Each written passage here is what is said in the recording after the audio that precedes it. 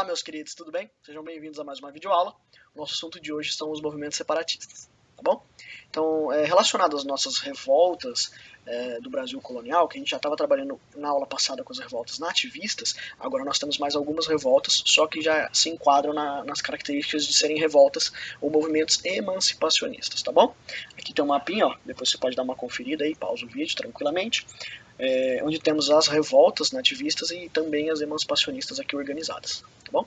Então primeiro vamos tentar entender por que esses movimentos são emancipacionistas e o que eles têm a ver com as revoltas nativistas, qual que é todo esse contexto, né, de revoltas do Brasil colônia. Então isso aqui também está ligado à crise do sistema colonial, certo? Então o sistema colonial no Brasil já não estava funcionando muito bem. Existiu uma crise muito grande relacionada à relação de Portugal com o Brasil. Por que essa crise está acontecendo? Por causa da crise do ouro, né? O ouro vai acabando, Portugal quer arrecadar cada vez mais com isso e não consegue, e aí essa relação de colônia e metrópole já começa a ficar ruim. A crise do açúcar também gera o mesmo tipo de problema. A industrialização da Inglaterra também foi um fator importante, porque a Inglaterra está se industrializando, está vendendo muito produto para Portugal, e Portugal não está vendendo o suficiente. Essa relação comercial deixa Portugal sempre devendo para a Inglaterra, e isso é muito ruim. Então Portugal tem que tirar muito dinheiro do Brasil para poder comprar as coisas da Inglaterra e sanar sua dívida com a Inglaterra, então isso acaba sendo ruim para Portugal também. E obviamente que o iluminismo também ele serve aí como um combustível para que todas essas revoltas aconteçam. Vocês vão perceber que em cada uma delas eu falo um pouco dessa influência do iluminismo, tá bom? Uma coisa importante também para a gente entender relacionada a esses movimentos é o governo do Pombal. Tá aqui, ó, vou colocar uma fotinha dele do lado de mim aqui, que é o Marquês de Pombal. Tá? O que esse cara fez? Ele ficou responsável por administrar o Brasil. A partir daquele conselho ultramarino, ele tinha que cuidar do Brasil e melhorar a forma de se administrar a colônia, para tentar tirar Portugal dessa crise, tá? Então ele vai modernizar a administração. Algumas coisas que ele vai fazer, por exemplo, vai expulsar os jesuítas. Dessa forma ele consegue pegar todos os territórios ali que pertenciam aos jesuítas, né, à igreja. Ele vai acabar tomando controle dessas terras, obviamente das riquezas que encontrar nessas terras também, ou da própria produção agrícola, né? Combate ao contrabando e à evasão fiscal, isso é muito importante. Então, por exemplo, a questão da derrama, que foi um dos grandes motivos na Inconfidência Mineira, vai ser criada a partir aqui do Marquês de Pombal. Tá? Fim das capitanias hereditárias, ou seja, retoma o controle da administração sobre a colônia diretamente na corte portuguesa, né? Na mão ali do governante. Então centraliza isso de novo, ao invés de dividir. Tá? E afastamento do governo, ele vai se afastar após a morte do rei, do Dom José I. Tá? Porque as revoltas já estão acontecendo, o rei vai falecer, o Marquês de Pombal, que não vai ter muito apoio político, vai acabar se afastando do governo, tá bom? E aí aqui eu vou falar de três revoltas, de três movimentos emancipacionistas ou separatistas, tá bom? O primeiro, que é mais conhecido de vocês, com certeza todo mundo se lembra, que é a Inconfidência Mineira, de 1789. É uma revolta da elite contra a administração colonial, e isso é muito importante. Então, ao se entender os motivos da revolta, a gente percebe que ela realmente é uma revolta elitista. Ela foi comandada por essa elite. Quais os motivos? A derrama, principalmente. O que seria essa derrama? A derrama seria a forma de se cobrar quem não pagasse os impostos. Então lembra do quinto? Quando a gente falou que o quinto era a quinta parte de tudo que você produzia de ouro, você tinha que pagar para o governo a partir das casas de fundição. A derrama vem no sentido de, se você não pagou aqueles 1.500 quilos, que era o mínimo para cada região mineradora, a derrama viria para cobrar de você. Como? Alguns escravos, algumas propriedades, sua própria casa podia ser tomada nesse sentido, se você estivesse devendo para a coroa portuguesa. Então, se você não está pagando imposto, você vai perder alguma coisa, alguma propriedade sua vai cobrar de alguma forma de você que não conseguiu pagar esse quinto. E esse é o principal motivo dessa Inconfidência Mineira, tá? Guarda isso.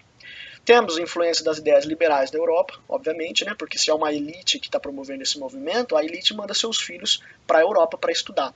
Estudando na Europa, eles entravam em contato com essas ideias iluministas, e quando voltavam para o Brasil, eles começavam a colocá-las em prática, né? Então é a ideia de libertar o Brasil do controle de Portugal, nesse sentido, tá?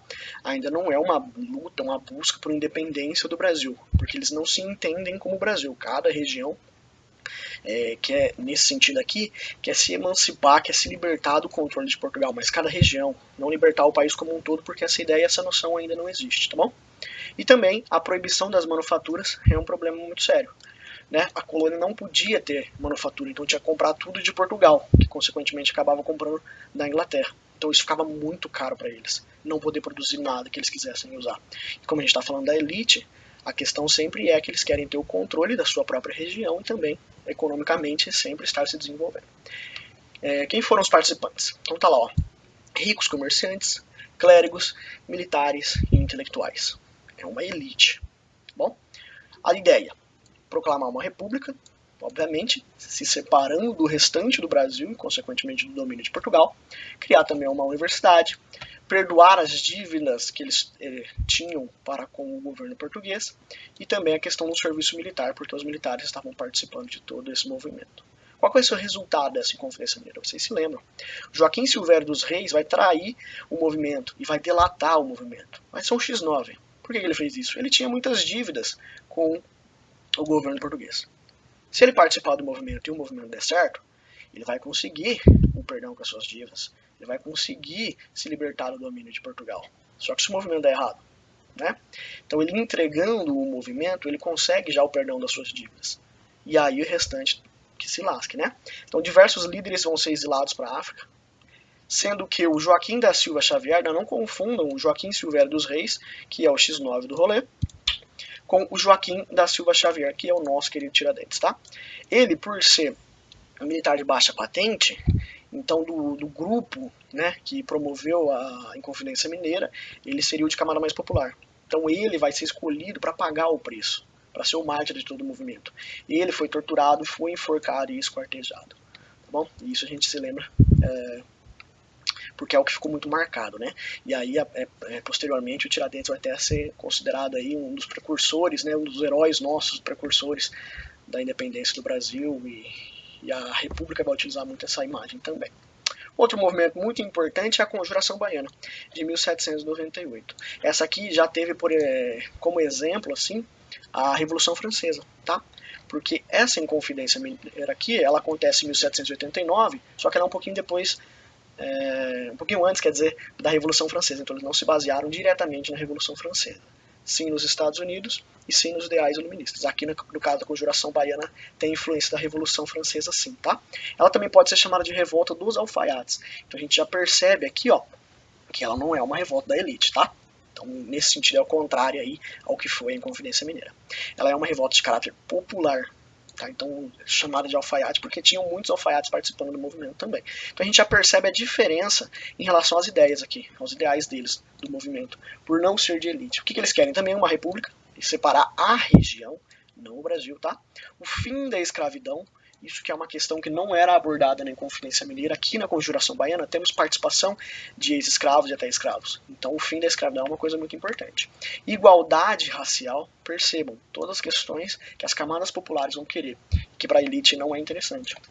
Fim de alguns impostos e maiores salários. Todas as questões que a população vai buscar para ter melhores condições de vida, tá bom? Nós vamos ter aqui participação, ó, de um grupo de maçons chamados de Cavaleiros da Luz. Eles é que divulgavam os ideais iluministas, tá bom? Então, se a gente for pensar que é uma revolta de caráter popular, eles não tinham muito acesso às informações que vinham da Europa, né? Não tinham muito entendimento de todo o movimento iluminista que está acontecendo por lá, de todo esse liberalismo, né? Mas aqui um grupo de maçons vai estar ajudando, divulgando essas ideias que serviram de base também para esse movimento. Qual vai ser o resultado?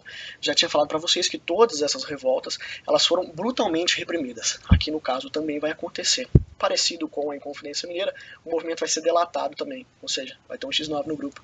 E os principais líderes vão ser enforcados. Aqui são vários os líderes que vão morrer, porque eles são de camadas populares. No caso da Inconfidência Mineira, escolheram um para matar e servir de exemplo, e os outros ali, alguns foram perdoados, alguns só perderam suas propriedades, alguns foram expulsos do Brasil. Mas aqui no caso, ó, João de Deus Nascimento, Manuel Faustino dos Santos, Lucas Dantas e Luiz Gonzagas das Virgens, os principais líderes. E aí eles acabaram sendo enforcados, tá? Mais um movimento para vocês, né? Estamos quase com 10 minutos de vídeo, vai se estender um pouquinho mais esse aqui, mas sem problema. Que é a Revolução Pernambucana de 1817, tá?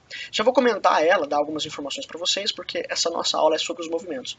Mas para vocês entenderem melhor, eu vou dar continuidade nesse assunto na próxima aula, que a gente vai falar da coisa mais importante para entender essa revolução, que é a vinda da família real portuguesa para o Brasil, tá bom? Então, Já vão guardando essas informações, tá bom?